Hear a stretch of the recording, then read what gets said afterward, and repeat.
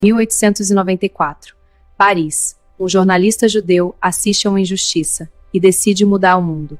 Esse é o episódio 2 de Linhas de Fratura. Em janeiro de 1895, Theodor Herzl entrou numa sala de audiências em Paris como quem entra em uma página comum da história. Saiu dela com a sensação de ter visto não apenas um julgamento, mas uma ruína. No centro da sala, o capitão Alfred Dreyfus, judeu e oficial do exército francês, era humilhado diante de uma multidão em fúria. Suas insígnias eram arrancadas, sua espada era quebrada, e vozes ao redor repetiam que os judeus deveriam morrer. Era Paris, capital do iluminismo, a cidade que proclamava os direitos do homem, e mesmo assim a violência vestia uniforme e falava francês. Herzl não era religioso e tampouco havia nascido sionista. Era um homem assimilado, formado pela ideia de que os judeus poderiam se tornar plenamente europeus se abandonassem o isolamento e adotassem a modernidade. Durante muito tempo, ele acreditou nessa promessa. Dreyfus parecia a prova de que a integração era possível. Justamente por isso, a cena o feriu de modo profundo. O que se quebrou nele não foi a fé, mas a ilusão. E, quando uma ilusão desmorona diante de alguém atento, ela pode se transformar em projeto. No ano seguinte, Herzl publicou O Estado Judeu. Sua tese era direta e perturbadora, e a questão judaica não era apenas religiosa nem cultural, mas política. Os judeus formavam um povo, e um povo precisava de soberania. A assimilação, na Europa, havia falhado. Se os judeus não eram aceitos como iguais, então precisavam de um lugar em que pudessem existir sem pedir permissão.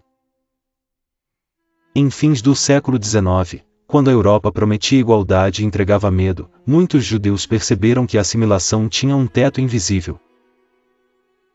Nas escolas, nos parlamentos e nas ruas, a promessa de cidadania esbarrava no antissemitismo, que crescia como uma sombra persistente. Foi desse fracasso político, e não de um impulso religioso, que nasceu o sionismo e a ideia de que o povo judeu precisava de um Estado próprio em sua terra histórica, Israel. Entre as vozes que deram forma a essa visão, Theodor Herzl apareceu como um homem prático e inquieto. Ele não falava como profeta, mas como alguém que enxergava a engrenagem da exclusão funcionando diante dos olhos. Em vez de pedir apenas tolerância, propôs organização, diplomacia e retorno. Sua aposta era simples e radical ao mesmo tempo, e se a Europa não podia garantir pertencimento, então seria preciso construir um lar político em outro lugar. A ideia se espalhou entre debates, congressos e sonhos atravessados por urgência. Para alguns, era redenção. Para outros, era ameaça. A proposta de retorno, porém, não se movia num vazio. Quando as primeiras ondas de imigrantes começaram a chegar à Palestina, encontraram ali uma terra viva, habitada, cultivada e disputada por outras comunidades que já tinham laços antigos com aquele espaço. O choque não demorou. O que para uns era refúgio, para outros passou a significar transformação irreversível. Campos foram comprados, aldeias cresceram, línguas se cruzaram, expectativas colidiram. A paisagem deixou de ser apenas geográfica e se tornou política. Cada chegada trazia esperança e, ao mesmo tempo, o prenúncio de um conflito maior. Se essa história te fez pensar, se inscreve no canal Audio Sobês Fantasia.